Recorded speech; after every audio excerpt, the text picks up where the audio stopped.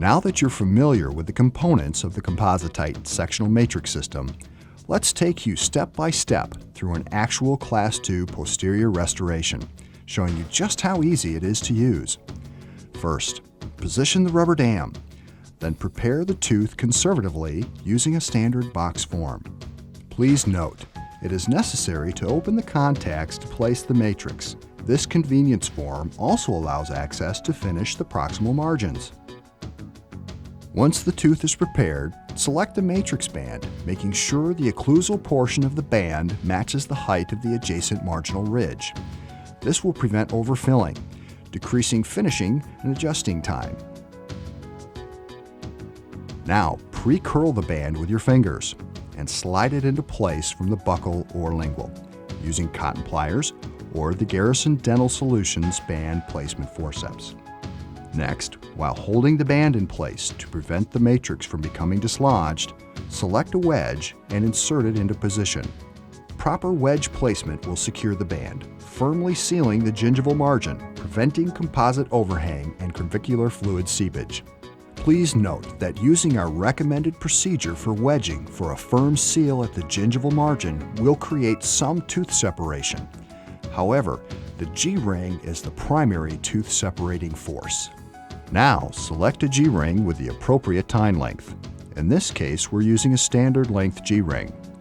Using the Compositite ring placement forceps or a rubber dam clamp, spread the G-ring and place the ring tines between the wedge and the band. In most cases, you will achieve good contacts placing the ring tines on either side of the wedge. Our recommendations are simply meant to reduce the amount of finishing work necessary.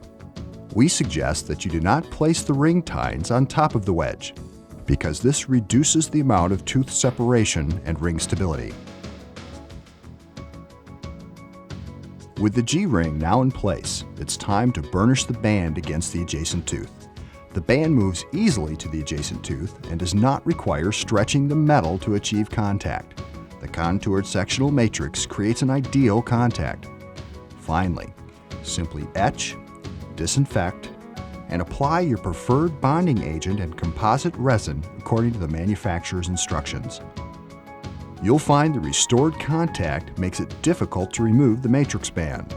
This indicates a properly completed restoration, which then flosses like natural dentition.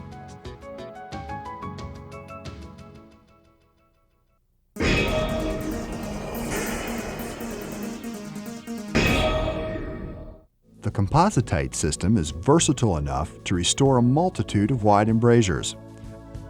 When placing the matrix band on a wide embrasure, be sure to leave enough matrix material on the side where tooth structure is present in order to prevent spring back of the band after burnishing.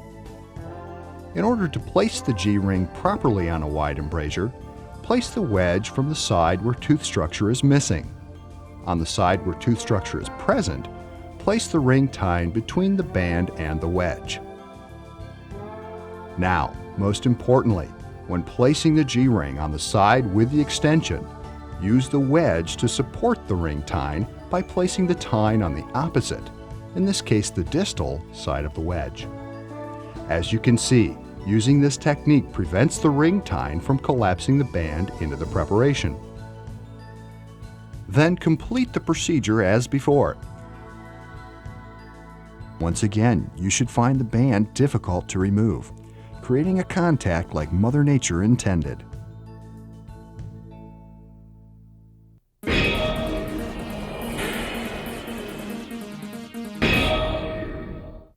For MODs, the Compositite system is once again superior, employing G-rings with different tine lengths.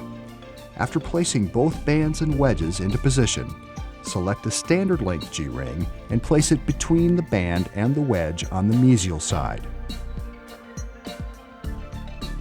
Now, using an extended length G-ring, place it between the band and the wedge on the distal, over the top of the other G-ring.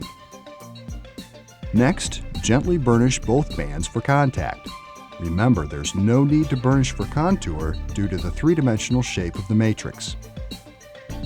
As you can see, this achieves the desired result with no loss of accessibility or visibility. As before, a band that is difficult to remove is a good sign that the restoration has been done correctly, leaving a natural contact at the height of contour.